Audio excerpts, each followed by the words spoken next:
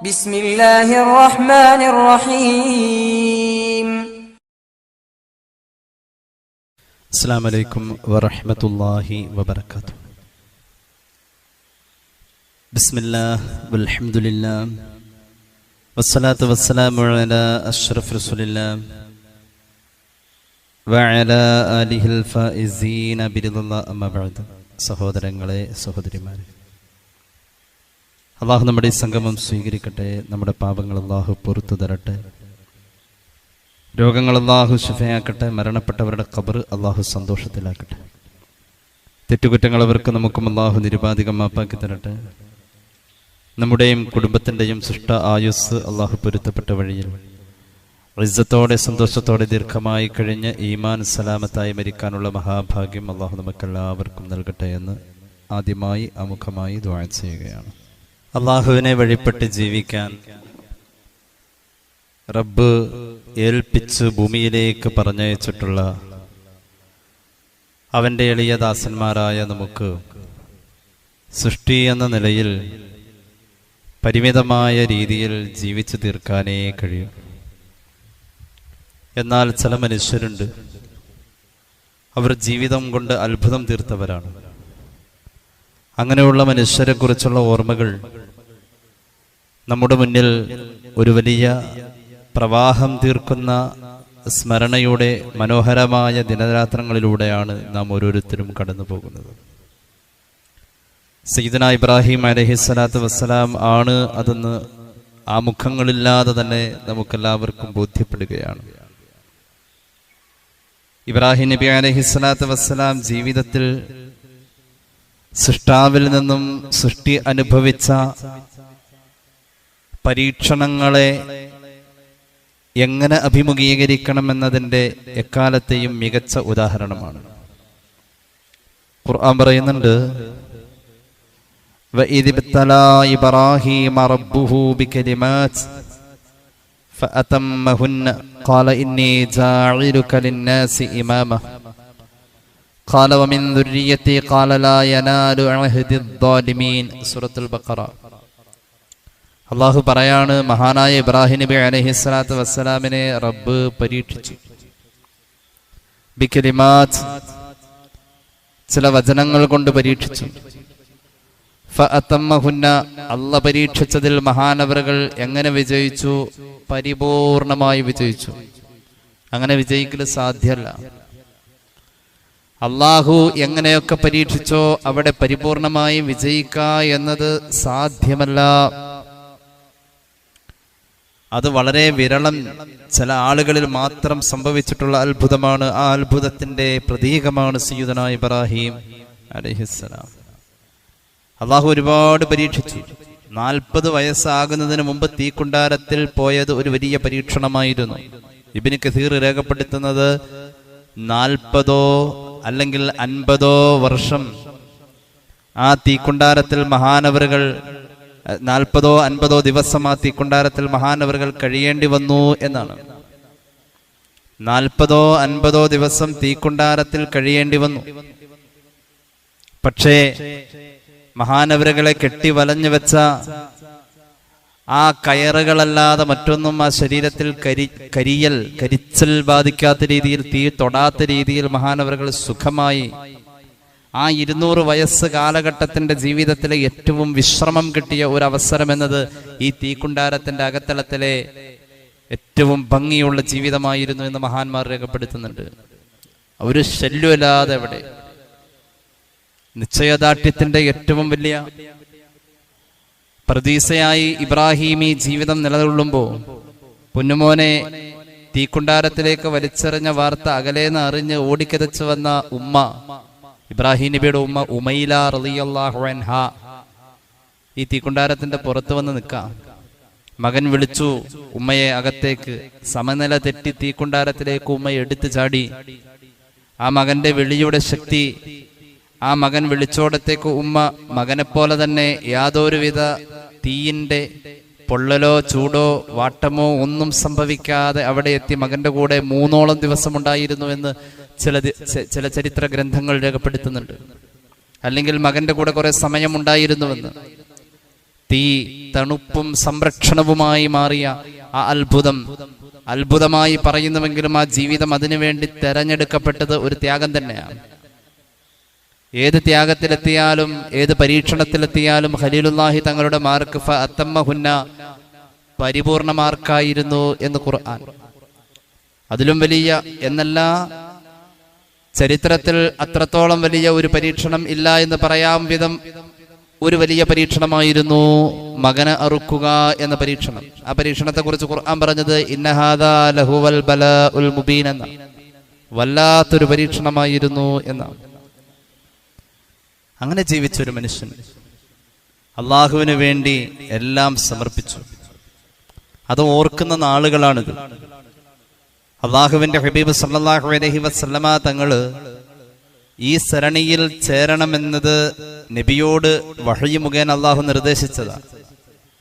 സൃഷ്ടിശ്രേഷ്ഠർ ഈ സരണിയിൽ ചേരണമെങ്കിൽ സയ്യിദുനാ ഇബ്രാഹിം അലൈഹിസ്സലാം അത്രത്തോളം ആദരണീയ വ്യക്തിപ്രഭാവമാണ് എന്നത് ചുരുക്കം.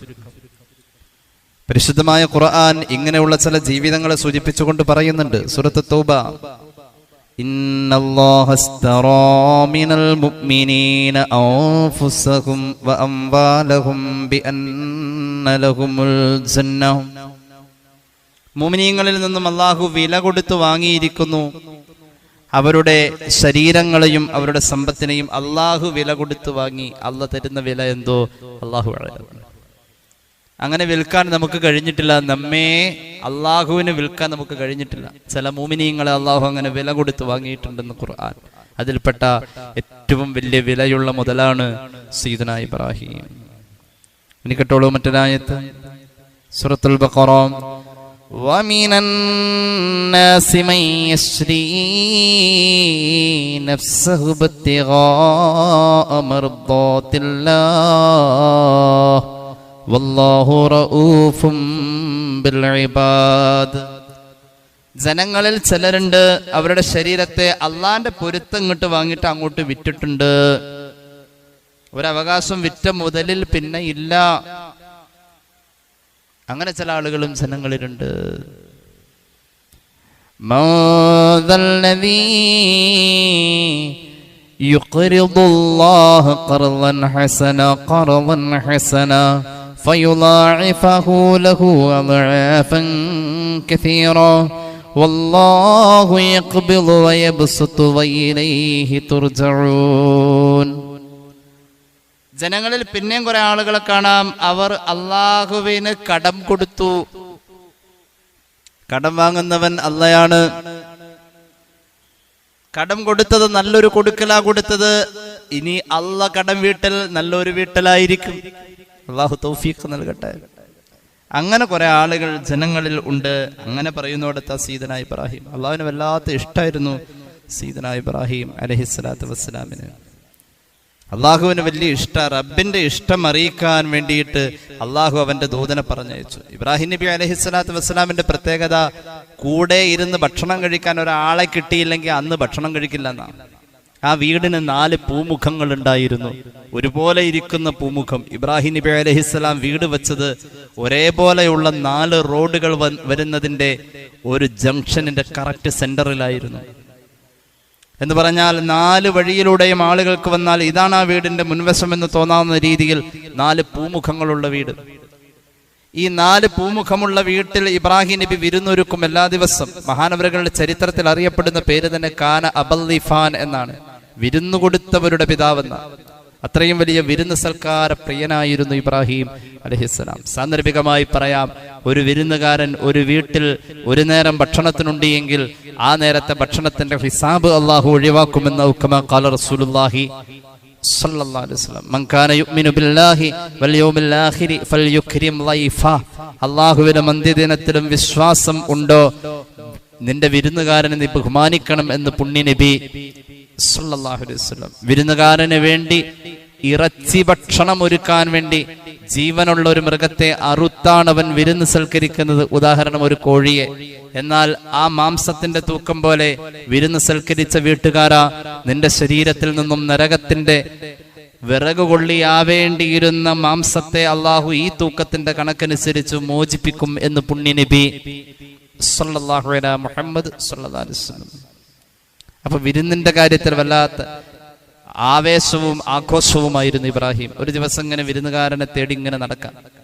ഏറെ വൈകി, ആരെയും കിട്ടില്ല, നിരാശനായി വീട്ടിലേക്ക് വരാം. ഒരു ഹദീസ് കേട്ടോളൂ. സൂറത്തുൻ നിസാഇന്റെ 127-ാമത്തെ ആയത്തിന്റെ വ്യാഖ്യാനം പറയുന്നിടത്ത് അബുൽ ഫിദാ ഇസ്മാഈൽ ഇബ്നു കസീർ രേഖപ്പെടുത്തുന്നു, عن عبيد بن عمير قال كان إبراهيم عليه السلام يضيف الناس. ഇബ്രാഹിം നബി അലൈഹിസ്സലാം വിരുന്ന് സൽക്കരിക്കുന്ന പതിവിൽ ഫയഖ്റുജു യൗമൻ അൽതമിസ് ഇൻസാനൻ യുദീഫുഹു ഫലം യജിദ് അഹദൻ യുദീഫു. ആരെങ്കിലും ഇന്ന് ഈ നേരം ഭക്ഷണത്തിനുണ്ടാകുമോ എന്ന് തിരക്കി അന്വേഷിച്ചു നടന്നു. പക്ഷെ അന്വേഷണത്തിൽ ആരെയും കിട്ടാതെ നിരാശനായി വീട്ടിലേക്ക് വന്നു. ഫറജഅ ഇലാ ദാരിഹി, വീട്ടിലേക്ക് മടങ്ങി വന്ന് നിരാശനായി. വീട് അടച്ചിട്ടിട്ടാ പോയത്. ഫവജദ ഫീഹാ റജുലൻ ഖായിമാ. അങ്ങനെ അടച്ചിട്ട വീട് തുറന്ന് വീടിന്റെ അകത്തേക്ക് കയറിയപ്പോ വീടിന്റെ അകത്ത് ഒരാൾ എഴുന്നേറ്റ് നിൽക്കാ. ഒരാള് വീട്ടിലുണ്ട്. അടച്ചിട്ട് പോയ വീട് തുറന്ന് ഒരാൾ വീട്ടിലുണ്ട്.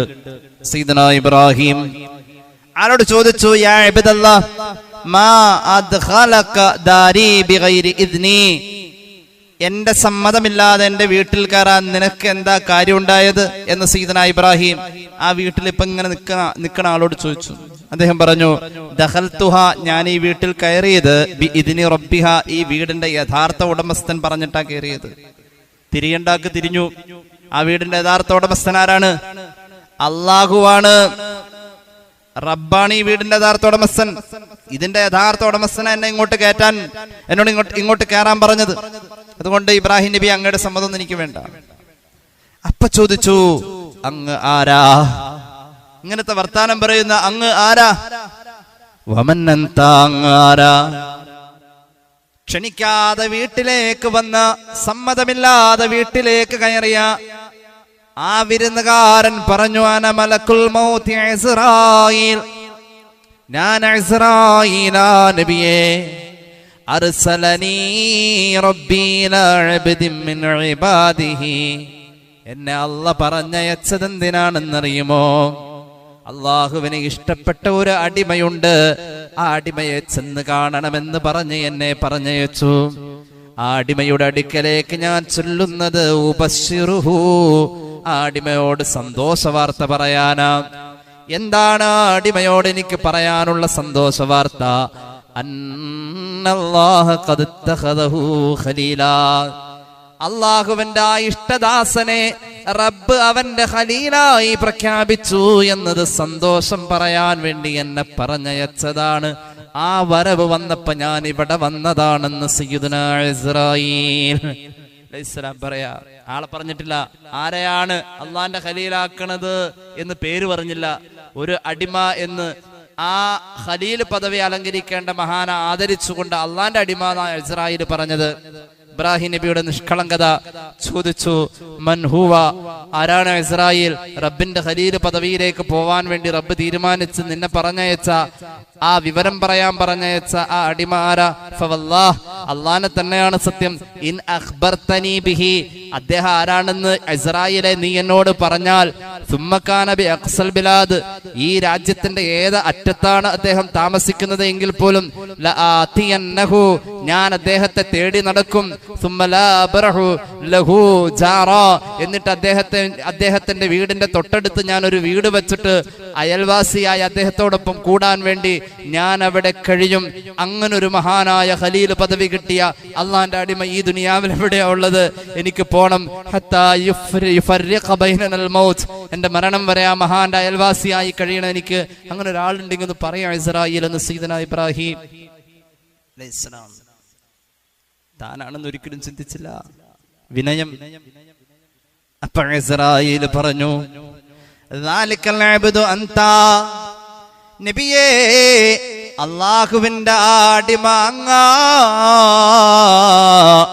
അല്ലാഹുവിന്റെ അടിമ അങ്ങാണ് നബിയേ. അപ്പൊ ഇബ്രാഹിം നബി ചോദിക്കുന്നുണ്ട്, ഖാല അന, ഞാനോ ഖാല നഅം, അതെ അങ്ങ് തന്നെ.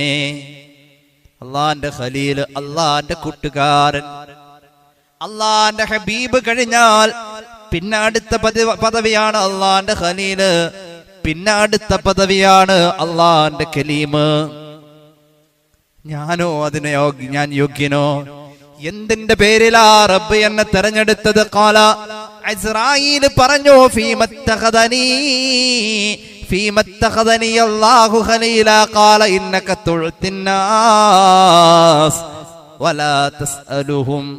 അങ്ങയുടെ ഒരു സ്വഭാവം അല്ലാഹുവിന് വല്ലാത്ത ഇഷ്ടമാ നബിയെ. ഏത് സ്വഭാവം എന്നറിയോ? അങ്ങ് കൊടുക്കുള്ളൂ, ആരോടും ചോദിച്ചു പോവാറില്ല. അങ്ങ് ആളുകൾക്ക് കൊടുക്കുകയുള്ളൂ, ആരോടും ഒന്നും ചോദിച്ചു പോവാറില്ല.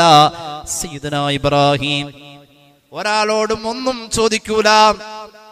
തീക്കുണ്ടാരത്തിലേക്ക് വലിച്ചെറിയപ്പെട്ടപ്പോ അറ്റ്മോസ്ഫിയറിലൂടെ പറന്നു പോകുന്ന ഇബ്രാഹിം നബിയെ നോക്കിയിട്ട് മഹാനായ ജിബ്രീൽ അലൈഹിസ്സലാം വന്നുകൊണ്ട് ചോദിക്കുന്നുണ്ട്, വിശാല വിസ്തൃതമായ എന്റെ ചിറക് വെച്ചുകൊണ്ട് ഞാനൊന്ന് ആഞ്ഞു വീശിയാൽ നമ്രൂദിന്റെ തീക്കുണ്ടാരം അണഞ്ഞു പോകും.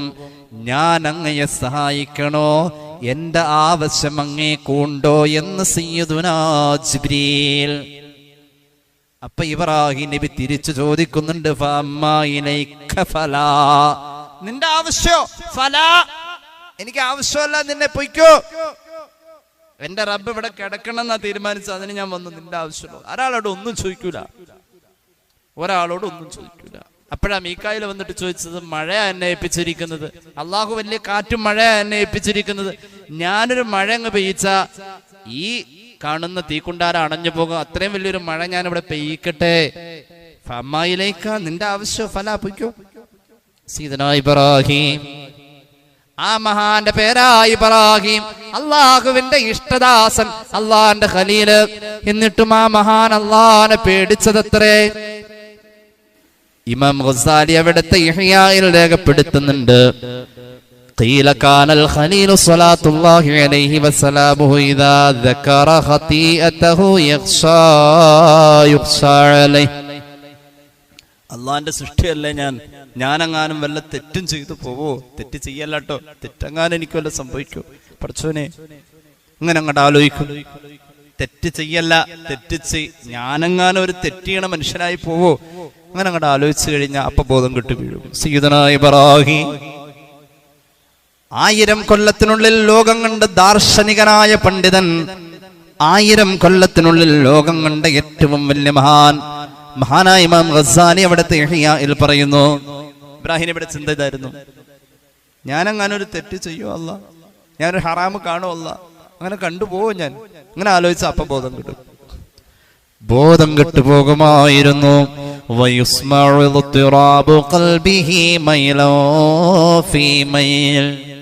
ഇബ്രാഹിം നബിക്ക് അല്ലാഹു എന്ന വിചാരം കിട്ടിക്കഴിഞ്ഞാൽ ആ ഹൃദയത്തിന്റെ സ്പന്ദനത്തിന്റെ ഗതി കൂടും, ഹൃദയസ്പന്ദനത്തിന്റെ നിരക്ക് കൂടും, എണ്ണം വർദ്ധിക്കും. ആ ഹൃദയസ്പന്ദനത്തെ ശരിക്കൊന്ന് കാതുകുറിപ്പിച്ചാൽ 1 മൈലപ്പുറത്ത് നിന്ന് കേൾക്കാമായിരുന്നുവത്രേ.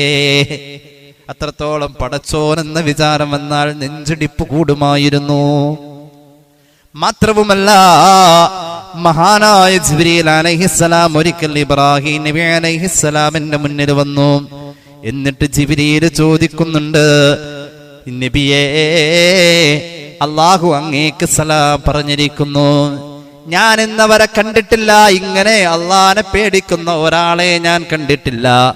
അള്ളാന്റെ കൂട്ടുകാരനല്ലേ അങ്ങ്? ഹൽ റഅയ്തു ഖലീലൻ യഖാഫു ഖലീലാ, കൂട്ടുകാരൻ പേടിക്കുന്ന ഒരു അത്ഭുതത്തിന്റെ കാഴ്ച അങ്ങയിലല്ലാതെ ഞാൻ കണ്ടിട്ടില്ല. അങ്ങയുടെ കൂട്ടുകാരൻ അള്ളയല്ലേ?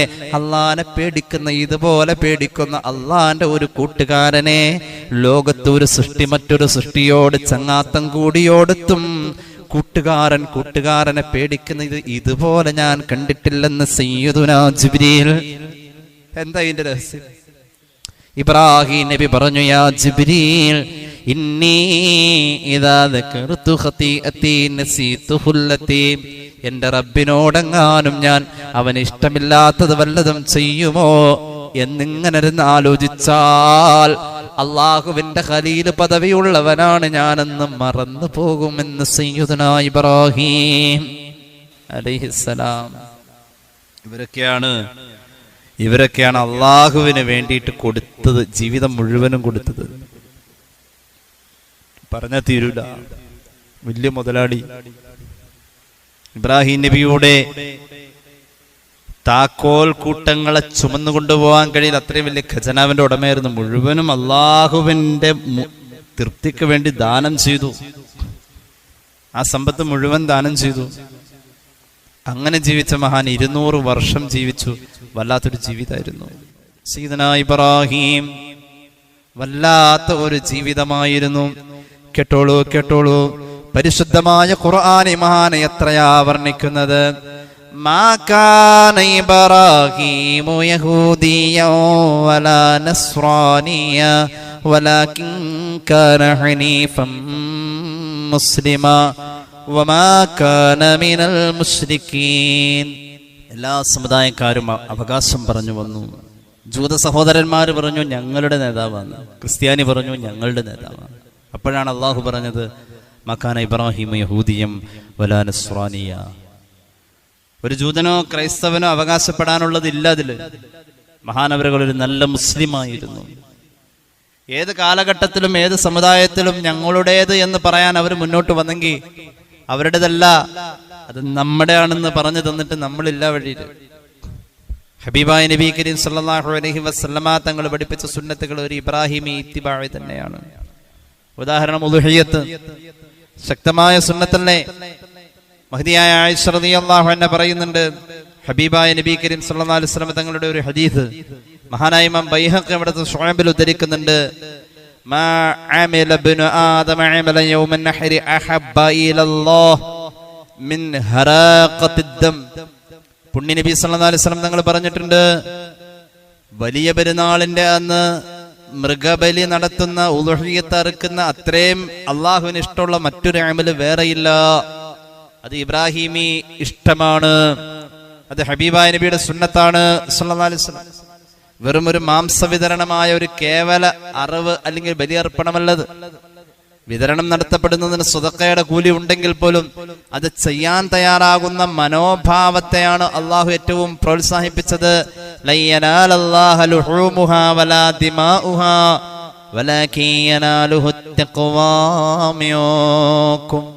പ്രിയപ്പെട്ടതിനെ കൊടുക്കാൻ കാണിച്ച മനസ്സ്, അത് നിങ്ങൾക്ക് എത്രത്തോളം ഉണ്ടെന്ന് പരീക്ഷിക്കലായിരുന്നു. ആ മനുഷ്യൻ അള്ളാഹുവിന് കൊടുത്തു. ആ മനുഷ്യന് പ്രിയപ്പെട്ട എല്ലാത്തിനെയും. എന്തിനേറെ 100 വയസ്സിപ്പോ ആയി നിൽക്കാം. 86 അല്ലെങ്കിൽ 87 വയസ്സിലാ ഒരു കുഞ്ഞുണ്ടായത്. അവിടുന്ന് ഇപ്പൊ 100 വയസ്സെത്തിയപ്പോൾ കുഞ്ഞിന് 13 14 വയസ്സിലേക്ക് എത്തി. ആ കുഞ്ഞിനെ അറുക്കണമെന്ന തീരുമാനം അള്ളാഹു അറിയിച്ചു. അതിനും തയ്യാറാണ്. ഒരു അഭിപ്രായം അനുസരിച്ച് ഇബ്രാഹിം നബിക്ക് 93 വയസ്സ്. ആ സമയത്താണ് കുട്ടി ഉണ്ടായത് എന്ന് പറയുന്നുണ്ട്. ഒരഭിപ്രായം അനുസരിച്ച് ഇബ്രാഹിം നബിക്ക് 87 വയസ്സ്, അപ്പോഴാണ് കുട്ടി ഉണ്ടായത് എന്ന് പറയുന്നുണ്ട്. ഏതായാലും ഇബ്രാഹിം നബിക്ക് 100 വയസ്സെന്നിരിക്കട്ടെ, 100 വയസ്സിലാണ് കുഞ്ഞിനെ അറുക്കാൻ പോകുന്നത്. 100 വയസ്സ് ഞാൻ മുമ്പ് സൂചിപ്പിച്ചിട്ടുണ്ട്. ശരാശരി ഒരു ശരീരത്തിൽ ഒരു പിതൃത്വത്തിന്റെ ഹോർമോണുകൾ ഒരു മകളോട് വാത്സല്യം തുളുമ്പുന്ന വിധത്തിലേക്ക് ശരീരത്തിൽ ഉണ്ടായി വരുന്ന ഒരു പ്രായം ഏകദേശം 20 വയസ്സ്. അങ്ങനെങ്കിൽ 20 വയസ്സിലെത്തിയ ഒരാൾക്കൊരു പിതാവിന്റെ വാത്സല്യം മനസ്സിൽ വരാം. 20 അല്ല, പിതാവിനെപ്പോൾ 40-ാമത്തെ വയസ്സ്, 40-ഉമല്ല, 3-ാം തലമുറയുടെ പിതാവെന്ന് പറയാൻ പറ്റും വിധം 60 അല്ല, 80 അല്ല, 5 തലമുറയോട് പ്രകടിപ്പിക്കാനുള്ള വാത്സല്യം കുമിഞ്ഞുകൂടിയ ഹൃദയത്തിന്റെ അകത്ത് നിന്നും ആ സ്നേഹത്തെ വെട്ടിമുറിച്ചിട്ട് പൊന്നുമോനെ അറുക്കണമെന്ന് പറഞ്ഞത് ആ മകന്റെ പ്രായം ഏറ്റവും അത്ഭുതപ്പെടുത്തുന്ന ആശ്ചര്യപ്പെടുത്തുന്ന പ്രായം. ഹലീം എന്ന സ്വഭാവ ഗുണ മകനുണ്ടായിരുന്നുവെന്ന് ഖുർആൻ മഹാനവറുകളെ കുറിച്ച് പറഞ്ഞത് ബിഗുലാമിൻ ഹലീം എന്നാണ്. സഹിഷ്ണുതശാലിയും അച്ചടക്കവും അപാരമായ പ്രായത്തിൽ കവിഞ്ഞ പക്വതയുമുള്ള മകനിൽ പ്രതീക്ഷകൾ മുട്ടുവിരിയുന്ന പ്രായം കണ്ടപ്പോ താലോലിക്കേണ്ടതിന് പകരം അറുത്ത് വെട്ടിമുറിക്കണമെന്ന് പറയുന്ന പ്രഖ്യാപനത്തെ ഒരു മനുഷ്യൻ അവിടെ നിന്നുകൊണ്ട് നെഞ്ചേറ്റുന്നത് 5 തലമുറയ്ക്ക് കൊടുക്കാനുള്ള പിതൃവാത്സല്യത്തിൽ നിന്നുകൊണ്ടാണ്. അങ്ങനെയുള്ള ഒരു പരീക്ഷണത്തെ അഭിമുഖീകരിച്ചു സയ്യിദനാ ഇബ്രാഹിം. അള്ളാഹുവിന്റെ ഹബീബ് സല്ലല്ലാഹു അലൈഹി വസല്ലം തങ്ങളുടെ ഹദീസിന്റെ പശ്ചാത്തലത്തിൽ മഹാന്മാർ രേഖപ്പെടുത്തുന്നുണ്ട്. ഇമാം ഗസാലിയുടെ മജാലിസുൽ അബ്റാർ പറയുന്നുണ്ട്, ലമ്മാ റആ ഇബ്രാഹിം റുഇയത അവ്വലൻ, ആദ്യം സ്വപ്നം കണ്ടു. അന്നേരം മഹാനവറുകൾ ഇഖ്താറ മിഅതൻ മിനൽ ഗനമി മിൻ അസ്മനിഹാ, ഏറ്റവും തടിച്ചു കൊഴുത്ത 100ഓളം വരുന്ന ആടുകളെ അറുത്തു. ഫദബഹഹ, മഹാനവറുകൾ അറുത്തു. ആദ്യം സ്വപ്നം കണ്ടു മകനെ അറുക്കണം എന്ന് പറഞ്ഞുകൊണ്ട്. അപ്പോ പരിഹാരമായിട്ട് സ്വപ്നത്തിന്റെ വ്യാഖ്യാനത്തെ പഠിച്ചു. മഹാനവറുകൾക്ക് അറിയാം സ്വപ്ന വ്യാഖ്യാനം, എല്ലാ നബിമാർക്കും സ്വപ്ന വ്യാഖ്യാനം അറിയാം. പക്ഷേ സ്വപ്ന വ്യാഖ്യാനം എന്നതിൽ സ്പെഷ്യലായി അള്ളാഹു കൊടുത്തത് മഹാനായ യൂസുഫ് നബിക്കാണ്. അൽ മുഅ്ജിസത്തുൽ കുബ്ര, അത് മഹാനവറുകൾക്ക് മാത്രമുള്ള ഒരു പ്രധാന മുഅ്ജിസത്തായി സ്വപ്നത്തെ കൊടുത്തു, സ്വപ്ന വ്യാഖ്യാനത്തെ കൊടുത്തു. പക്ഷെ എല്ലാ നബിമാർക്കും സ്വപ്നം വ്യാഖ്യാനിക്കാൻ അറിയാം. ഇബ്രാഹിം നബി അലൈഹി സ്വലാം കണ്ട സ്വപ്നത്തിന്റെ വ്യാഖ്യാനം കണ്ടെത്തി. കൃഷിയെല്ലാം മെച്ചപ്പെട്ടു, കച്ചവടമെല്ലാം നന്നായിട്ട് വന്നിട്ടുണ്ട്. അപ്പോൾ 100ഓളം വരുന്ന നല്ല മെഴുത്ത് കൊഴുത്ത ആടുകളെ അറുത്ത് ദാനം ചെയ്യാനായിരിക്കും ഈ സ്വപ്നം.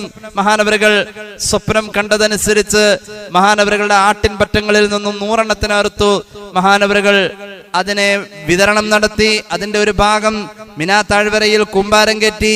ആകാശത്തിൽ നിന്നും തീ ഇറങ്ങി വന്നുകൊണ്ട് ഈ കൂമ്പാരം കയറ്റിയ മാംസത്തെ സ്പർശിക്കുമ്പോൾ ആ സ്വപ്നം സാക്ഷാത്കാരമായി, ഖുർബാൻ കബൂലായി എന്ന അന്ന് ഉണ്ടായിരുന്ന ആ രീതി അവിടെ കാണപ്പെട്ടു. ആകാശത്തുനിന്ന് തീ വന്നു, ഈ ഇറച്ചിയിൽ സ്പർശിതമായി. അപ്പൊ സ്വപ്നം കണ്ടത് പൂർത്തിയായി, താൻ ചെയ്തു തീർത്തത് സ്വപ്നത്തിന്റെ വ്യാഖ്യാനത്തിൽ ഫലിച്ചു എന്ന രീതിയിൽ ആശ്വസിച്ചിരിക്കുമ്പോ രണ്ടാമതും കണ്ടു.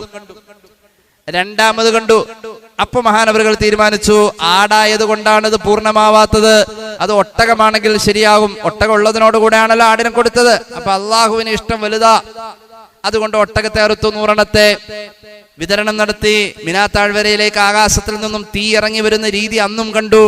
ഖുർബാൻ കബൂലാവണമെങ്കിൽ ആ തീ ഈ മാംസത്തിൽ സ്പർശിതമാവണം. ആ കാലഘട്ടത്തിൽ അങ്ങനെയായിരുന്നു. അതങ്ങനെ വന്നു, തീ സ്പർശിതമായി. ആശ്വസിച്ചു, പടച്ചോനെ ഏതായാലും ശരിയായി. ഒട്ടകത്തെ അറുത്തപ്പോൾ തീ വന്നിട്ടുണ്ട്, അത് കബൂലായി. പിന്നെയാണ് 3-ാം വട്ടം മഹാനവറുകൾക്ക് അല്ലാഹു സ്വപ്നം കാണിച്ചു. കാന്ന ഖായിലൻ യഖൂൽ, ഒരാൾ വന്ന് പറയുന്ന പോലെ, ഇന്നല്ലാഹ യഅ്മുറുക അൻ തദ്ബഹ വലദക ഇസ്മാഈല, ഇസ്മാഈൽ എന്ന മോനെ അറുക്കണം, അങ്ങയുടെ കൈകൊണ്ടറുക്കണം എന്ന് ഒരാൾ വന്ന് നിന്ന് പറയുന്ന വാചകങ്ങളാ പിന്നെ സ്വപ്നം കണ്ടത്. ഫന്തബഹാ, ഉറക്കത്തിൽ നിന്നും ചാടി ഉണർന്നു. വല്ലമ്മബ്നഹു, മകനെങ്ങനെ ചേർത്ത് പിടിച്ചു. ഇലാ നഫ്സിഹി വബകാ ഹത്താ അസ്ബഹ, സുബ്ഹി വരെ നിർത്താതെ കരഞ്ഞ മഹാൻ സയ്യിദുനാ ഇബ്രാഹിം. മജാലിസുൽ അബ്റാറിൽ മഹാനായ ഇമാം ഗസാലി ഇത് രേഖപ്പെടുത്തുന്നതായി കാണാം. വല്ലാത്ത ഒരു അവസ്ഥയാണത്, വല്ലാത്ത ഒരു പരീക്ഷണമാണത്. ഇബ്ലീസ് പിന്തിരിപ്പിച്ചു. മിനാ താഴ്വരയിലേക്ക് കൊണ്ടുപോകുമ്പോൾ ഇബ്ലീസ് പിന്തിരിപ്പിച്ചിട്ടുണ്ട്, കല്ലെറിഞ്ഞ് ആട്ടി ഓടിച്ചിട്ടുണ്ട്. ഇന്നും ജംറയിൽ മഹാന്മാരായ ഹാജിമാർ കല്ലെറിയുന്നത്, പിശാചിനെ ഓടിക്കുന്നത് പ്രതീകാത്മകമായി ഇബ്രാഹിം നബി അനുകരിക്കലാ. അതൊരു അമല. ഇബ്രാഹിം അലൈഹിസ്സലാം ഇബ്ലീസിനെ എറിഞ്ഞത് ലോകത്തെ കോടാനുകോടി വരുന്ന മുഅ്മിനീങ്ങളുടെ അമല. ചുരുക്കി പറയാം, മിനാ താഴ്വര വിറയ്ക്കുകയാ, ആകാശം അതാ കണ്ണുനീര് ചാലിക്കുകയാ. ഈ പ്രപഞ്ചത്തെ ഒരു കൂരിരുട്ട് വന്ന് പൊതിയും വിധം ദുഃഖസാന്ദ്രമായി നിൽക്കുന്ന നിമിഷങ്ങൾ സംജാതമാകാൻ പോവുകയാ. ഖലീലുല്ലാഹി തങ്ങളുടെ പർവ്വത സമാനമായ നിശ്ചയദാർഢ്യത്തിൽ നിന്നും പിന്തിരിക്കാൻ ഒരു ശക്തിക്കും കഴിയാത്ത വിധം, കുഞ്ഞിളം പ്രായക്കാരന്റെ കിളിനാദത്തിന് പോലും സ്വാധീനിക്കാൻ കഴിയാത്ത വിധം റബ്ബിന് വേണ്ടി സമർപ്പിച്ച മഹാനായ സയ്യിദുനാ ഇബ്രാഹിം. ബിസ്മില്ലാഹിർ റഹ്മാനിർ റഹീം. റബ്ബി ഹബ്ലി മിനസ് സ്വാലിഹീൻ. فبشرناه بغلام حليم فلما بلغ معه السعي قال يا بني إني أرى في المنام أني أذبحك فانظر ماذا ترى قال يا أبت افعل ما تؤمر ستجدني إن شاء الله من الصابرين. മഹാനായ ഇബ്രാഹിം നബി അലൈഹിസ്സലാം സ്വപ്നം കണ്ടത് മകനോട് പറഞ്ഞു, മോനെ, ഞാൻ നിന്നെ കൊണ്ടുപോകാൻ തീരുമാനിച്ചു. അള്ളാഹുവിന്റെ കൽപ്പനയുണ്ടേ, നിന്നെ അറുക്കണമെന്ന് കൽപ്പനയുണ്ടേ. പക്വതയുള്ള മകന്റെ വർത്തമാനത്തിന്റെ ആലോചനയിലും ആ വാചകങ്ങളിലെ ആശയങ്ങളിലും ഒരു തീരുമാനത്തിൽ പിഴവില്ലാതിരിക്കാൻ ആലോചനയ്ക്ക് വേണ്ടി മകനെയും കൂട്ടുപിടിക്കുന്നു. ആ മകൻ എതിർക്കില്ല എന്ന് പിതാവിന് ഉറപ്പ് തന്നെയാ. കാരണം ആ പൊന്നുമോന് അത്രയും അള്ളാഹു ബോധ്യപ്പെട്ടതാ, ആ പൊന്നുമോന് അത്രയും അള്ളാഹുവിനെ അറിയാവുന്നതാ, റബ്ബ് കൽപ്പിച്ചതാണെന്ന് പറഞ്ഞപ്പോ മകൻ പറഞ്ഞത്, യാ അബതി ഫഅൽ മാ തുഅ്മർ, അല്ലാഹ് കൽപ്പിച്ചതെന്തോ അത് ചെയ്തോ വാപ്പാ. അള്ളാഹ് അറുക്കണമെന്നാ പറഞ്ഞെങ്കിൽ അറുത്തോ, അള്ളാഹ് അറുത്തിട്ട് വലിച്ചെറിയാനാ പറഞ്ഞെങ്കിൽ ചെയ്തോ, അള്ളാഹ് അറുത്തിട്ട് കരിച്ചു കളയാനാ പറഞ്ഞെങ്കിൽ ചെയ്തോ, എന്താണോ റബ്ബ് പറഞ്ഞത് അതൊക്കെ ചെയ്തോ. ഇതിലും വലിയ സമ്മതം ഇനി വേറെ ഇല്ല. ലോകത്തെ ഏറ്റവും വലിയ സമ്മതം കൊടുക്കലതാ. എല്ലാം ചെയ്തോളൂ, എല്ലാം ചെയ്തോളൂ, ചെയ്യാൻ തീരുമാനിച്ചു. മിനാ താഴ്വാരത്തിലേക്ക് കൊണ്ടുപോയി, മിനാ താഴ്വാരത്തിലേക്ക് കൊണ്ടുപോയി. അള്ളാഹുവിന്റെ ഖുർആൻ പറയാണ്, മഹാനായ മകനും മഹാനായ പിതാവും കൂടി മിനാ താഴ്വാരത്തിൽ ചെന്നു. ഫലമ്മാ അസ്ലമാ, മകനെ അറുക്കാൻ വേണ്ടിയിട്ട് കിടത്താൻ തീരുമാനിച്ചു. വ്യാഖ്യാനങ്ങളിൽ കാണാം, ആ മകൻ വാപ്പാടെ നേരെ പിന്നെ വർത്തമാനം പറയാൻ തുടങ്ങി. ശ്രദ്ധിച്ചു കേൾക്കണേ. മകൻ വാപ്പയോട് പറയാണ്, അറുക്കാൻ പോകുന്നതിന് മുമ്പ് വാപ്പയോട് മകൻ പറയാണ്, പ്രിയപ്പെട്ട വാപ്പാ, യാ അബത്തി, എന്റെ പ്രിയപ്പെട്ട ഉപ്പ, ഊസീക ബിഅശിയാ, എനിക്ക് കുറച്ച് വസിയത്തുകൾ പറയാനുണ്ട്. മരിക്കാൻ പോകുന്നതിന് മുമ്പ് പറയുന്ന വാചകങ്ങൾക്ക് ആ വസിയത്ത് എന്ന് പറയാ. എനിക്ക് കുറച്ച് വസിയത്ത് പറയാനുണ്ട്. ഒന്നാമത്തെ വസിയത്ത് കേട്ടോ, അന്തർബിത യദയ്യ കൈലാ ഉത്തരിബ ഫൗദീക്, എന്റെ രണ്ട് കൈ കെട്ടണം വാപ്പാ, എന്റെ രണ്ട് കൈ കെട്ടണം വാപ്പാ. എന്തിനാ? അറുത്തു വരുമ്പോൾ വേദന എടുക്കുമ്പോ ഞാനെങ്ങാനും കൈകൊണ്ട് ആ കത്തി തട്ടൽ അപരാധമാ, അല്ലാഹ് പറഞ്ഞത് ചെയ്യുന്നതല്ലേ. ഒന്നാമത്തെ വസിയത്ത്, വാപ്പാ എന്റെ കൈ അങ്ങ് കെട്ടണേ വാപ്പാ. ഇങ്ങനെ വാപ്പ പറഞ്ഞതിനെ ഉൾക്കൊണ്ട് ഒരു മകൻ വേറെയില്ല. രണ്ടാമത്തത് പറയട്ടെ, രണ്ടാമത്തെ വസിയത്ത്, എന്നെ മുഖം കമഴ്ത്തിയാ കിടത്തേണ്ടത്. എന്റെ മുഖം കണ്ടാൽ വാപ്പാക്കാറുക്കാൻ തോന്നൂല. റബ്ബിന്റെ കൽപ്പനയിൽ നിന്നും അങ്ങനെ എങ്ങാനും വാപ്പ പിന്തിരിഞ്ഞു പോയാൽ അള്ളാന്റെ മാർഗത്തിൽ അറുക്കപ്പെട്ടവൻ എന്ന പദവി എനിക്ക് കിട്ടൂല വാപ്പാ. അതുകൊണ്ട് എന്നെ കമഴ്ത്തി കിടത്തണം, എന്റെ മുഖമങ്ങ് കാണണ്ട വാപ്പാ. മൂന്നാമത് എനിക്കൊരു വസിയത്തുണ്ട് വാപ്പാ, ഉഖുഫു അന്നീ സിയാബക, വാപ്പാ എന്റെ വസ്ത്രങ്ങൾ അഴിച്ചു മാറ്റണേ വാപ്പാ, എന്റെ വസ്ത്രം അകലേക്ക് മാറ്റി വെക്കണേ വാപ്പാ.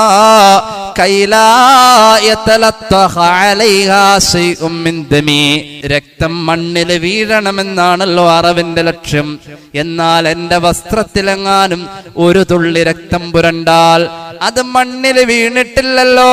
മണ്ണിൽ വീണാൽ ആ കൂലിയുള്ളത്, ആ കൂലി എനിക്ക് കുറഞ്ഞു പോകും. വസ്ത്രത്തേലെങ്ങാനും ഒരു തുള്ളി വീണു പോയാൽ ഫയൻഖുസു അജ്രീ, ആ രക്തത്തിന്റെ കറ കൊണ്ട് എനിക്ക് കിട്ടേണ്ട കൂലി വസ്ത്രത്തിലായതിന്റെ പേരിൽ കുറഞ്ഞു പോയാൽ. മാത്രവുമല്ല, ഈ ഉടുപ്പുമായി വാപ്പ വീട്ടിലേക്ക് ചെല്ലുമ്പോൾ എന്റെ ഉമ്മ കാണുമല്ലോ മകന്റെ രക്തം, ഉമ്മ സങ്കടപ്പെട്ടു പോകും. അതുകൊണ്ട് എന്റെ ഉടുപ്പ് അഴിച്ചു വെക്കുവാപ്പാ. മൂന്നാമത്തെ വസിയത്തതാ. നാലാമത്തെ വസിയത്ത് വാപ്പാ, അങ്ങ് കൊണ്ടുവന്ന കത്തിയുണ്ടല്ലോ അതിന്റെ മൂർച്ച കൂട്ടണേ വാപ്പാ. അത് വെച്ച് അറുക്കുമ്പോൾ വേഗം വേഗം മറുക്കണം വാപ്പാ. എന്തിനാലി യകൂന അഹ്വന, എനിക്ക് വേഗത്തിൽ മരണമാവാൻ വേണ്ടിയാ. ഫൈനൽ മൗത ശദീദ്, ഒരു 13 വയസ്സുകാരന്റെ വർത്തമാനമായത് 100 വയസ്സുള്ള നുബുവത്തിന്റെ നെറുകയിൽ നിൽക്കുന്ന അംബിയ കുലത്തിന്റെ പിതാവിനോട്, അള്ളാന്റെ ഖലീലിനോട് പറയുന്ന 13 വയസ്സുകാരന്റെ വർത്തമാനത്തിന്റെ ചടുലമായ പക്വതയാണിത്. വാപ്പാ, മരണത്തിന്റെ വേദന അസഹ്യമാ, അതുകൊണ്ട് വെച്ച് താമസിപ്പിക്കരുത്. കത്തി കഴുത്തിൽ വെച്ചാൽ വേഗത്തിൽ മുറിക്കണേ വാപ്പാ. 5ാമത് ഞാൻ പറയട്ടെ, ഉമ്മി, എന്നെ അറുത്തു എന്ന വാർത്ത പറയേണ്ടി വരും. കാരണം ഉമ്മ ചോദിച്ചാൽ പറയണോലോ, സത്യം മാത്രമല്ലേ പറയാൻ പറ്റൂ. ഉമ്മ ചോദിക്കുന്ന നേരത്ത് മകന്റെ ഓർമ്മയ്ക്ക് വേണ്ടി എന്ത് ബാക്കി വെച്ചു എന്ന് ചോദിച്ചാൽ, കറപുരളാത്ത ചെളിപുരളാത്ത എന്റെ ഉമ്മ എനിക്ക് കഴുകി ശരീരത്തിൽ ഇട്ടു തന്ന, ഇന്ന് രാവിലെ എന്നെ ചേർത്ത് പിടിച്ചപ്പോൾ എന്റെ ഉമ്മാന്റെ കൈത്തണ്ട് അമർന്ന ഈ ശരീരത്തിൽ ഒട്ടിക്കിടക്കുന്ന വസ്ത്രം എന്റെ ഉമ്മാക്ക് ഞാൻ കൊടുക്കുന്ന സമ്മാനമായി ഏൽപ്പിക്കണം. തദ്കിറത്തല്ലഹാ മിന്നി, എന്റെ ഉമ്മ എന്നെ ഓർക്കാൻ വേണ്ടി എന്തെങ്കിലും തേടി നടക്കുമ്പോൾ ആ കുഞ്ഞു ഉടുപ്പൊന്ന് കാണട്ടെ വാപ്പാ. ഉടുപ്പ് ഉമ്മാനെ ഏൽപ്പിക്കണം വാപ്പാ. 5ാമത്തെ വസിയത്തതാണ്. 6ാമത്തെ വസിയത്ത്, വസല്ലിം അലൈഹാ, ഇസ്മാഈൽ പറഞ്ഞ സലാം എന്റെ പ്രിയപ്പെട്ട ഉമ്മാക്ക് പറഞ്ഞു കേൾപ്പിക്കണം. ഇസ്മാഈൽ പറഞ്ഞ സലാം, അസ്സലാമു അലൈക യാ ഉമ്മീ, ഈ സലാം എന്റെ ഉമ്മാക്ക് പറഞ്ഞു കേൾപ്പിക്കണം വാപ്പാ. 7ാമത്തെ വസിയത്ത്, വഖുല്ലഹാ ഇസ്ബിരി അലാ അംരില്ലാ, വാപ്പാ എന്റെ ഉമ്മാനോട് പറയണേ, അല്ല കൽപ്പിച്ചതിന്റെ പേരിലായി അറവ് നടന്നിട്ടുള്ളത്. അള്ളാന്റെ കൽപ്പനയിൽ സങ്കടപ്പെടാതെ ക്ഷമ കൈക്കൊള്ളാൻ ഞാൻ പറഞ്ഞെന്ന് ഉമ്മാനോട് പറയണം വാപ്പാ. 8ാമത്തെ വസിയത്ത്, വലാ തുഖ്ബിർഹാ, ഉമ്മ കിള്ളിക്കിള്ളി ചോദിക്കും, ഉമ്മ കുത്തി കുത്തി ചോദിക്കും, എങ്ങനെയാ നമ്മുടെ മോനെ നിങ്ങൾ അറുത്തതെന്ന് ചോദിക്കും. വാപ്പാ, ഉമ്മാനോട് ഒരിക്കലും പറയല്ലേ, ഈ മിനാ താഴ്വരയിൽ എവിടെയാ എന്നെ അറുത്തതെന്ന് പറയല്ലേ, എന്നെ എങ്ങനെയാ കിടത്തിയതെന്ന് പറയല്ലേ, എന്നെ എങ്ങനെയാ കൈകാലുകൾ ബന്ധിച്ചതെന്ന് പറയല്ല വാപ്പാ. എന്റെ ഉമ്മയെങ്ങാനും അതറിഞ്ഞു കഴിഞ്ഞാൽ ഉമ്മയുടെ സങ്കടം താങ്ങാവതല്ല. അതുകൊണ്ട് എങ്ങനെ അറുത്തു എന്ന് ഒരിക്കലും ഉമ്മ എത്ര ചോദിച്ചാലും പറയല്ല വാപ്പാ. 9ാമത്തെ വസിയത്ത്, വലാ തുദ്ഖിലു സുബിയാന അലാ ഉമ്മി, എന്റെ സമപ്രായക്കാരായ കൂട്ടുകാർ എന്റെ ഉമ്മാന്റെ അടുത്ത് വരാതെ പരമാവധി നോക്കണേ.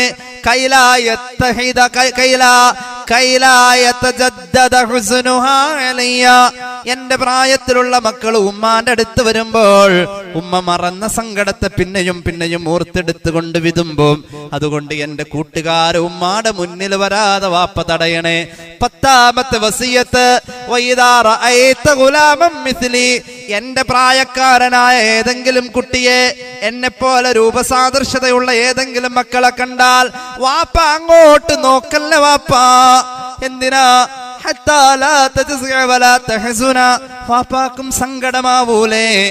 ഒരു മകനെ അറുക്കണമെന്ന എല്ലാ ധാർമ്മിക പ്രതിസന്ധിയുടെ മുന്നിലും ഈ കുഞ്ഞിളം പ്രായക്കാരന്റെ കിളിനാദം പറഞ്ഞ പർവ്വതത്തിന്റെ കടുപ്പമുള്ള പക്വതയുള്ള ഈ വാക്കുകളിൽ പതറാതെ ചിതറാതെ ഖലീലുല്ലാഹി നബി ഇബ്രാഹിം അലൈഹിസ്സലാം അറുക്കാൻ തീരുമാനിക്കുകയാണ്. ഫനസലൽ അമീൻ മലക്ക് ജിബ്രീൽ അലൈഹിസ്സലാം ഇറങ്ങി വരികയാ.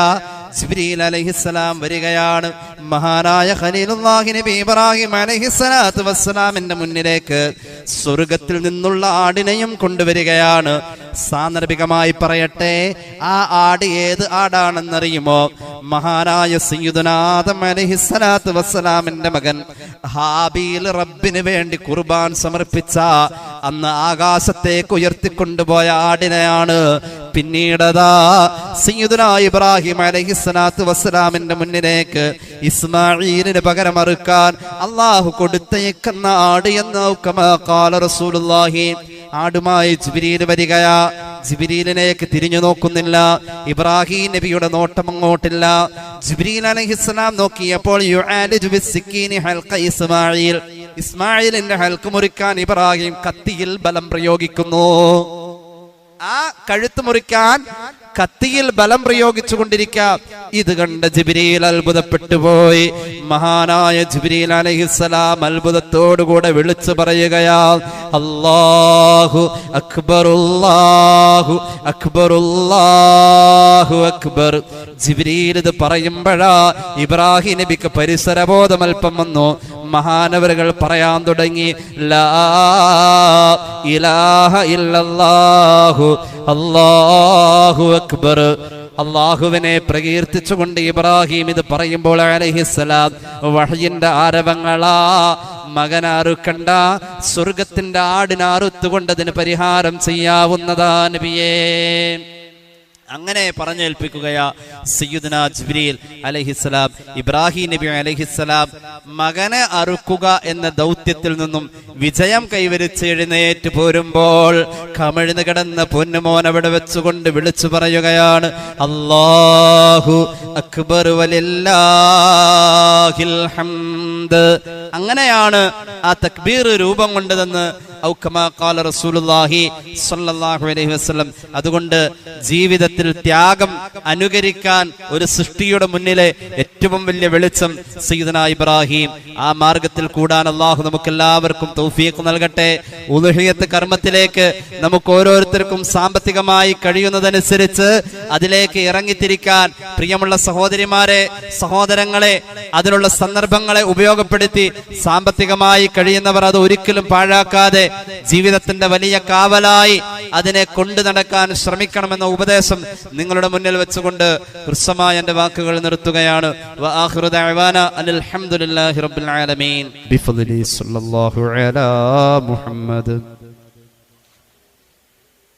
സല്ലല്ലാഹു അലാ മുഹമ്മദ് സല്ലല്ലാഹു അലൈഹി വസല്ലമ.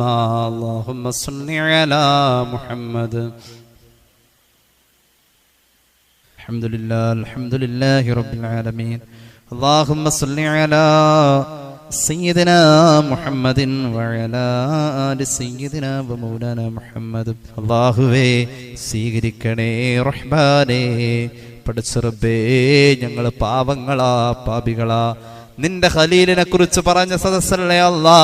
അല്ലാഹുവേ, മാനവകുലം കണ്ട രണ്ടാമത്തെ മഹാൻ സയ്യിദുനാ ഖലീലുല്ലാഹി നബി ഇബ്രാഹിം അലൈഹിസ്സലാത്തു വസ്സലാമിന്റെ ഹഖ് ബറക്കത്ത് കൊണ്ട് അവിടുത്തെ ദിനരാത്രങ്ങൾ ഞങ്ങളിലൂടെ കടന്നു പോവാണ് തമ്പുരാനെ.